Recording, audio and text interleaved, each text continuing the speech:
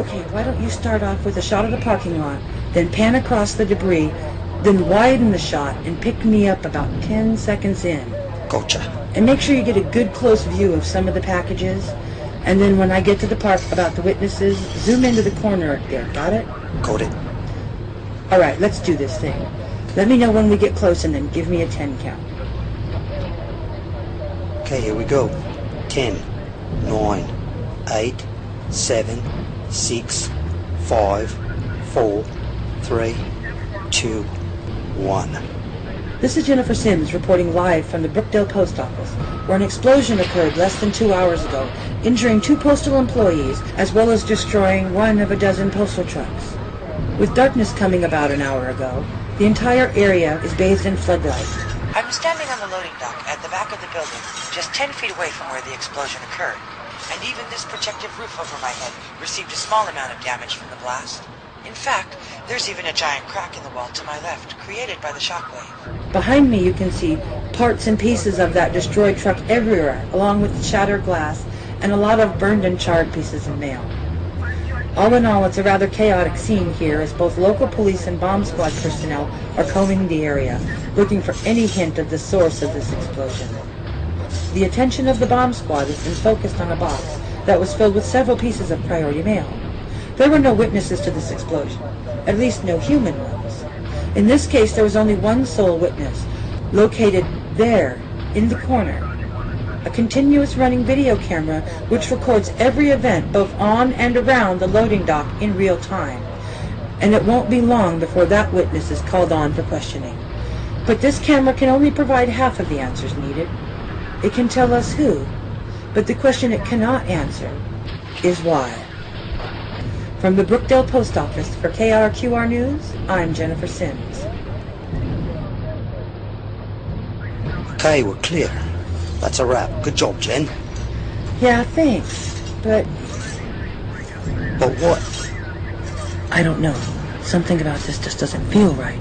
I mean, most people who want to take revenge or make a statement usually go after the whole building, but this one's different.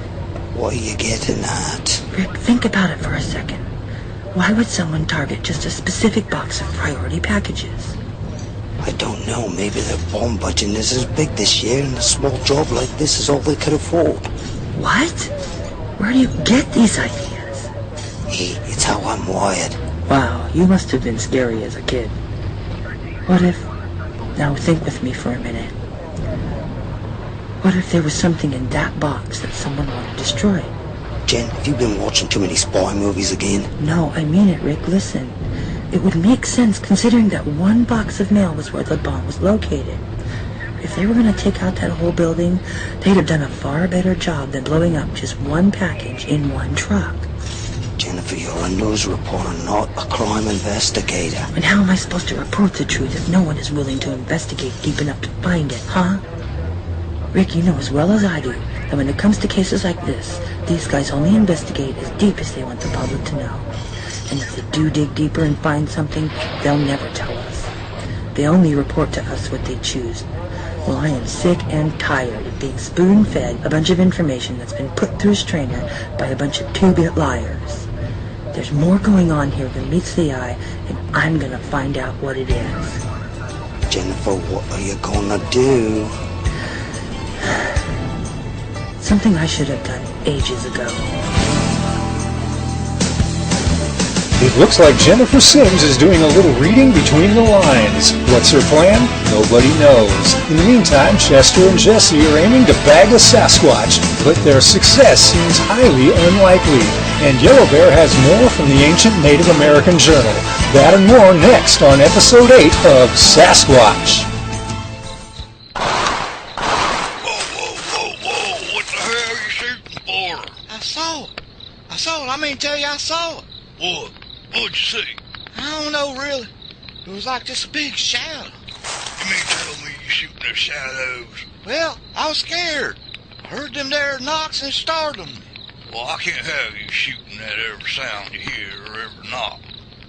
The one of those dang old salesmen go to your house no more, and all this time I thought it was 'cause of them hidden cars in your yard. Hey, them ain't hidden. I know exactly where all of them are. Yeah, well, if you ever heard of a lawnmower, we'd all know where they were, too. Yeah. Why don't you come on over and cut it yourself then, old coot? Hush now. I think I hear a truck coming or something. What do you think happened to Bigfoot? Hell, I don't know. All the racket you done made with the gun probably done scared it off. Look here. I see them headlights through the woods. I guess you're right. Must be a truck heading this way. Oh, ain't that just fine how to do? What? You done went and shot somebody over there across the way. No, I ain't. That's way too far away. Well, looks like we about to find out. You done slowed them down, pulling in. I'll tell you what. If I go to jail tonight, I'm gonna kill you. You just let me do all talking since I'm the brains of the bunch. Better not be no sheriff or police or game warden. Hello at the camp. What can I do for you, fella? You lost? No, sir. I heard some howls and gunshot, and I wanted to come check and make sure everything's all right. I'm camping just up the hill there, about a mile away. Yeah, everything all right except for my old trigger-happy partner here. I thought I saw Bigfoot. Dang it, Jesse, I told you to be quiet now. Well, Bigfoot, huh? Well, that would explain the howling I heard and the knocking sounds. Yeah, at first I thought it was just coyotes, but it wasn't. Well, why'd y'all camp over here in the middle of nowhere, not at the campsite? Well, about that. We're kind of hoping to bag us one. I done seen one down the way, so we was thinking maybe, we can do like they do on TV and come out here and find it. Well, I don't know about all that. What do you suggest then? Well, there's this guy I know who does this sort of thing all the time, almost nightly. He has his own podcast. What the hell is a podcast? It's like a radio show on the computer. He's actually doing his show tonight. I think you should call in and speak to him. Now, do I look like I have a phone? You can use mine. I think he would be a great help for you guys. His name's Brian Sons. He knows a good deal about this subject, and he goes into the woods alone at night without even a gun. Say what? You pulling my leg? No, I'm serious. So you mean tell me this here fella, he goes out there at night, these things, and he ain't got no gun? Yes, sir. That's what they say. Well, I'll be danged. He's had quite a few encounters, too. Never been hurt once. Well, his show's about to start in a few minutes here. I'll dial it for you.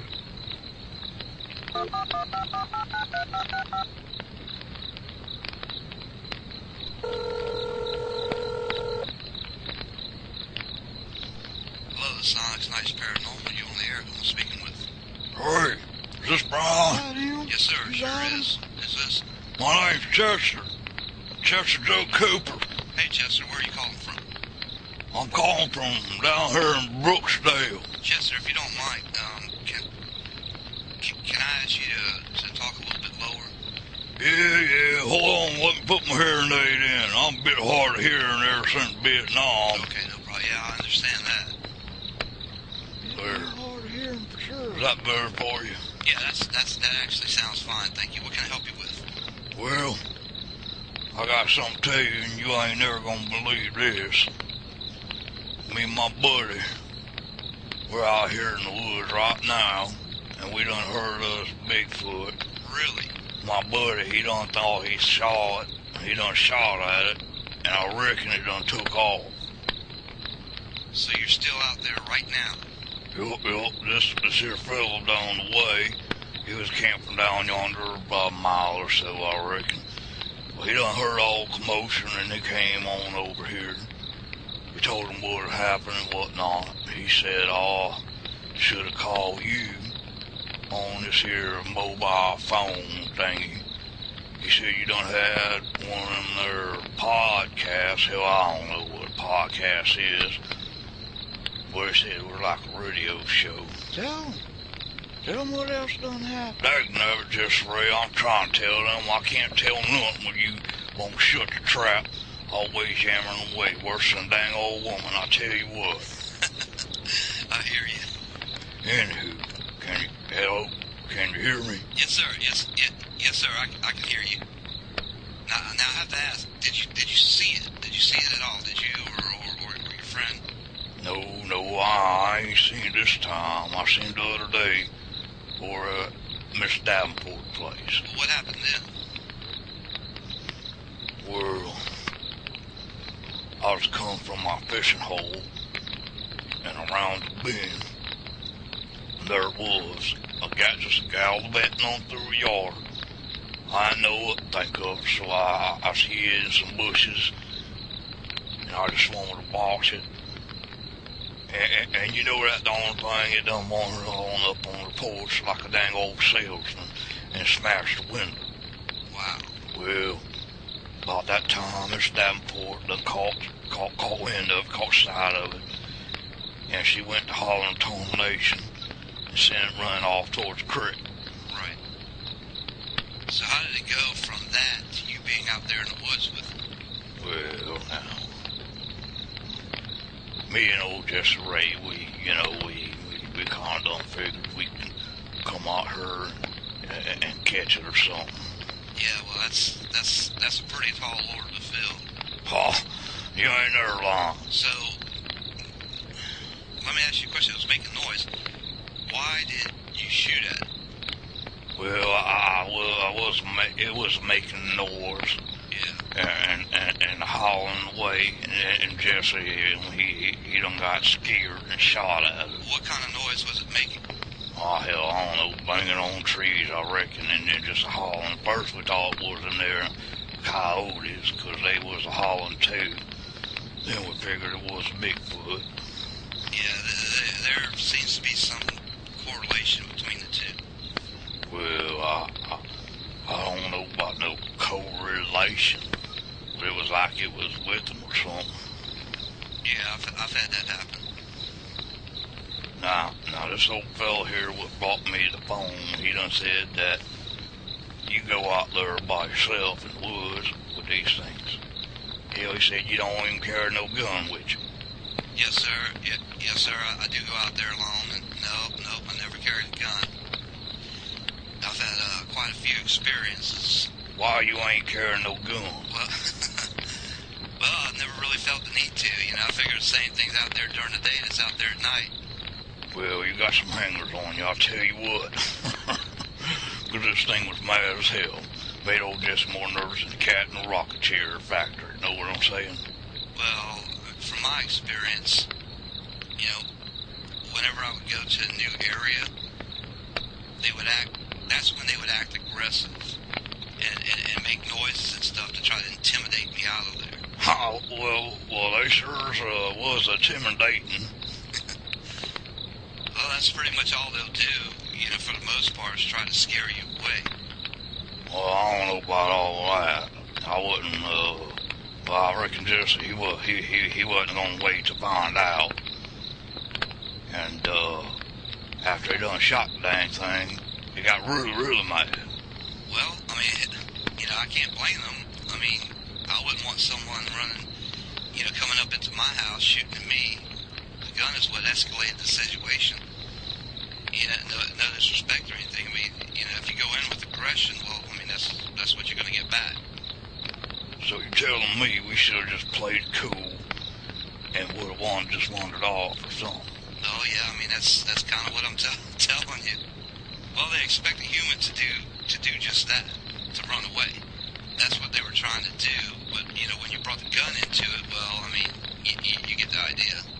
Well, what you reckon we ought to do now? It's too dang dark to pack everything up, and I ain't no youngin'. I got back problems and whatnot, and old Jesse, he ain't doing too hard himself. Well, the only thing, I can't tell anybody, how to protect themselves and, what to do. I can't be responsible for your own safety and well-being. If it was me, I would just stay out there for a night and just keep pretty alert. And,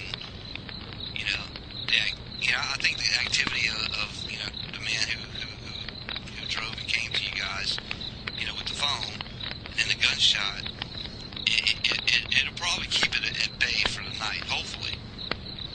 friend Jesse, he should have never shot at it at all, though. Yeah, well, he's my bit nervouser since Vietnam.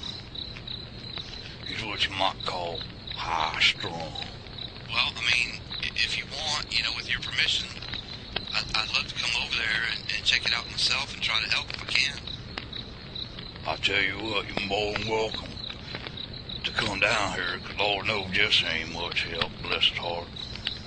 Well, Mr. Chester, I have your number, this number that came up, and, I can call you as soon as I'm off the air and we can arrange it all. Well, now this ain't my phone. This here fella's. Hold on a second. Hey, he won't know if he can call us back. Yes, that's fine. I'll be here. He can call back. Hey, he said, yeah, he said you can call him and he still be here. Okay, I'll call shortly, probably about an hour or so. Thank you again, sir. I'll just be waiting for you. Okay, all right. Thank you, Mr. Chester. Yeah, you too. Bye-bye.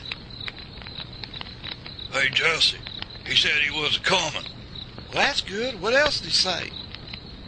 Well, first of all, dagnabbit, Jesse Ray, when I'm on the phone, you need to just shut your trap. Tarnation. Yeah, but what'd he say? Said you done messed up shooting that. Said he was gonna call us back after his show thingamajig. So now what the hell we supposed to do? Calm down. He said just relax, sit quiet like. He reckoned all the noise he done made and this man's truck coming through here sounds mighty scared it off. So we just supposed to sit here cooking s'mores and sing Kumbaya or something? Yeah, I reckon so.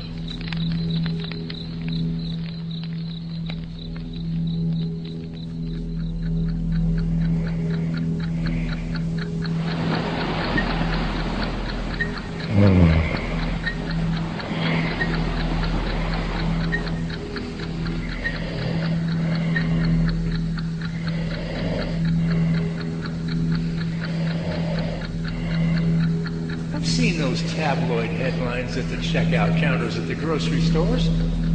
Woman spends entire year in cave with Bigfoot. It happened in the days of my ancestors. Why could it not happen now? But these are modern times, though. This journal was written centuries ago. How can this kind of thing even happen in our lifetime? I mean, this kind of thing happened so long ago, all the people who were alive the last time a Bigfoot captured anyone have been dead and buried for ages now. Now, hold on there, Mr. Know-It-All. I think there's something you're forgetting. Or maybe never knew in the first place. Yeah? What's that? I was just captured by one about a year ago. You what? Yeah, they kept me for about a month or so. They even introduced me to their family, too. Wife and 2 kids. Nice homey little cave. Great family. Why, they even taught me how to do tree knocks. Even I was captured once. You too? They came to my campfire one night while I was sleeping. When I woke up, I was in a whole different place. Far away. They gave me food and water. They told me they are as curious about us as we are about them. I stayed for a week. I learned many things. But wait, that can't happen. Who says it can't? Even I was captured, Jerry. No way. Yep, it's true. Came right through my bedroom window, it did. Looked me right in the eye and said, "Come with me." I tried to resist, but he was just way too strong for me. Just picked me up and carried me off into the mountains. But he never hurt me. In fact, he was really friendly to me. Taught me which berries to eat and which ones to avoid. He gave me a tour of his territory, where he lived. In about a week, he said I could go. To be honest, I wouldn't mind going back. You gotta be kidding. I've been captured too, Jerry. Not you too. Yeah, the professor thought the motel would be a safe place for me, but he was wrong. There's just no safe place anymore. This can't be happening. Why not? Because it's in your lifetime? Well, you see... What's the matter, Jerry? Having a little brain overload, are you? I was captured while I was doing a live broadcast last month. He came and grabbed me right out from in front of the camera. It was on all the major networks. The whole country saw it, Jerry. Where in the world were you, huh? I even did a live interview with him while I was with him. He was so charming. He was what? Yeah, I've been captured too. Not old Bigfoot. I was just hollering darnation all the way. Dad gonna let me go. We just kept on walking. And I've been captured too. So have I, right out of my truck. I've been captured also. I've been captured. I've been captured. I've been captured. I've been captured. I've been captured. I've been captured. We've all been captured. But... And you're next.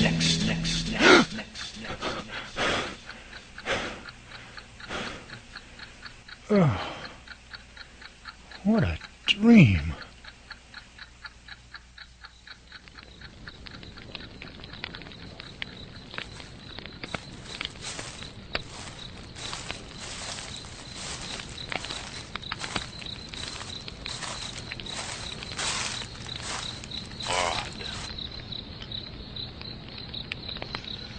Well, I sure am glad he called back. I feel a hell of a lot better now.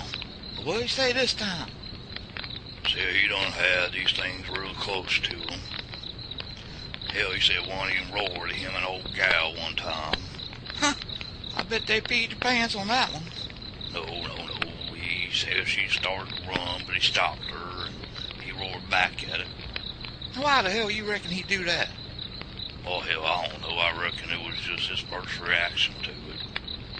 Said it was back when he first started all this. I remember when all that happened. Him and her talked about it on his show. If I remember correctly, he said after that he heard what sounded like a coyote getting ripped apart. Yup. He said he ain't never heard no coyote sound like that. He said it was even scarier than that there roll. Well, I'm glad he was able to help. I guess I'll head back to the campsite now.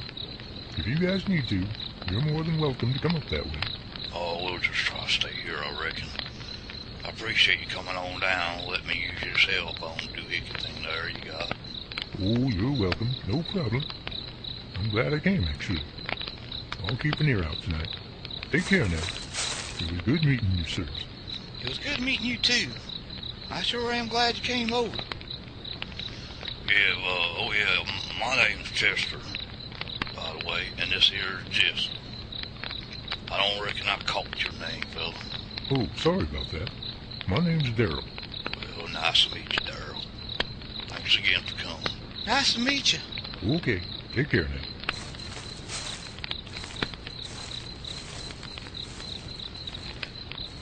Mighty nice fella. Yep, he seems alright, I reckon. What you want to do now? Well, I don't know about you, but I'm gonna try to lay down just past my bedtime. I'm gonna stay up. I'm gonna keep the fire going. I'm too worked up to sleep. Just don't go shooting anything unless you can see it or it's coming for you. Hell. Yeah, I get it. You know, Chester, Yeah, I think we done bit off more than we can chew here. you know something just right. For once, I think you might be right.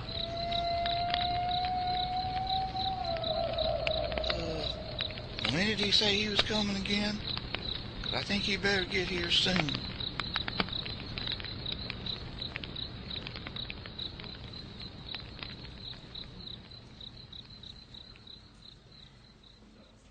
Huh. I wonder where Jerry is this morning. It's not like him to be late. He's naive and dense as a doorknob, but he's always on time. I told young Paleface, every time you wake up, ask yourself, what good things am I going to do today? Perhaps he had decided to stay home and make our day more joyful.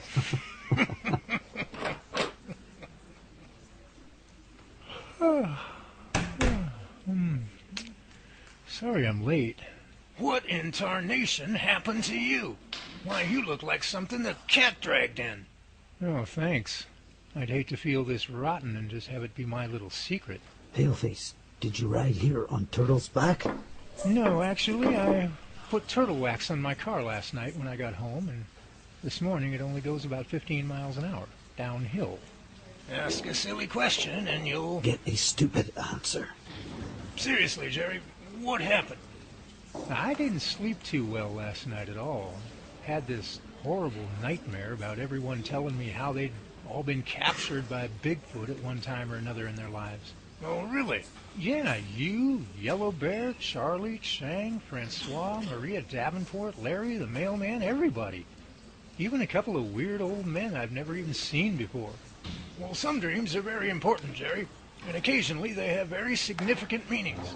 Well, this one better not have any significant meaning. Oh, yeah? And why is that? Because after everyone else got through telling about how they'd all been captured, you looked me square in the eyes and said, "You're next." Professor, what's the matter? You look a little white. How did you do that? Do what? That imitation of me just now. How'd you do it? I don't know. It just sort of happened. Well, that was just a bit spooky there. Well, Yellow Bear, I see you thumbing through the journal over there. You care to share what it is you're learning? Professor, this sacred book tells of a time long ago. It was a time before white man came. It is like a window to the past, and I am learning many things. What you are looking for is spoken about in this part of the book. I awoke very early this morning, before anyone else in camp had stirred. I gathered firewood and water first thing, anxiously awaiting for my cousin Redfeather to rise. We had spoken a day earlier, and we planned to slip away for a swim and some gathering.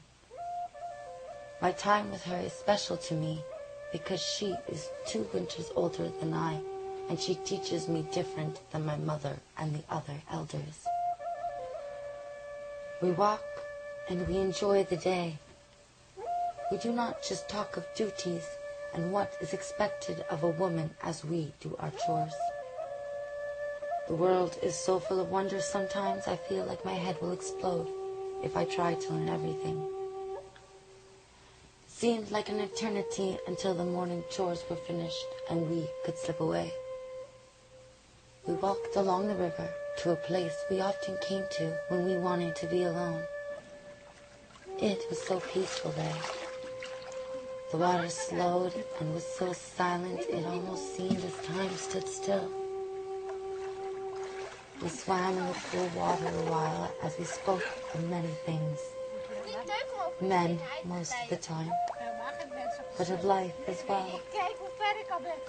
Suddenly, we were startled by a rock thrown into the water, then another. I thought my brother and some of the other boys had followed and were being tricksters as usual. But when I called, there was no answer. We looked in all directions but could see no one. Suddenly, it was there, just standing and looking at us. I thought for a moment I was dreaming, but Redfeather shouted, "Who are you? Say your name so we may know." They just kept staring at each other. It was a hairy one, tall and slender, with shoulders that were so wide it seemed he would fall over. His arms were long and looked as if he could scoop up chestnuts as he walked. There was a silence and surprise as we stood staring at each other. And then it began to sway and make sounds. First, a small grunt, and then another. It started walking back and forth along the shoreline, all the while staring at us. I kept thinking it expected us to understand. We did not dare come out of the water, but I could feel in my heart it meant us no harm. It turned and wandered into the woods, so we hurried and gathered at it. On our way back to camp, we could sense it was following and watching. I felt as if at any moment it would spring out from behind a tree and grab one of us. We did not talk much as we hurried along the trail back to camp, but we could hear its footsteps walking when we walked. And when we stopped, it would be still as well. Uneasiness was with us, but also a great sense of wonder. I needed to know more about the hairy ones, so we decided we would not tell the others at the camp about the hairy man. The camp was uneasy not knowing much about the hairy ones, and it was kind of exciting having a secret of our own. I knew in my heart I would slip away again and try to find him. Perhaps he will find me if I return to the river next time where I first saw him. Why did he not harm us? How many more are there? What was it he was trying to say? I feel that there is a reason he made himself known to Red Feather and myself. He wants something. But what?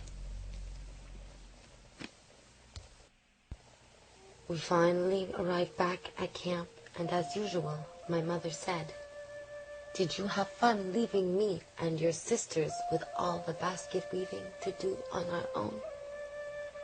I guess you do not need to make baskets for gathering, do you?"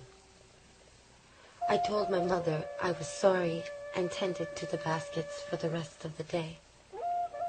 My mother is a good woman, but sometimes I feel she does not want me to learn anything but what is needed in the camp. Red Feather and I would look at each other ever so often, as if to say, "Be quiet, do not tell." The night came, and I write this journal by the small flicker of a flame from our fire. I keep thinking I hear something outside the teepee walls, but I fear it is my imagination running away with me after the events of this day. I can hear something. I am sure it is outside the teepee circling, quietly circling. Should I lift the teepee flap and peer outside? Perhaps it is a warrior keeping watch. It's very close now. I can see the chateau. It's huge.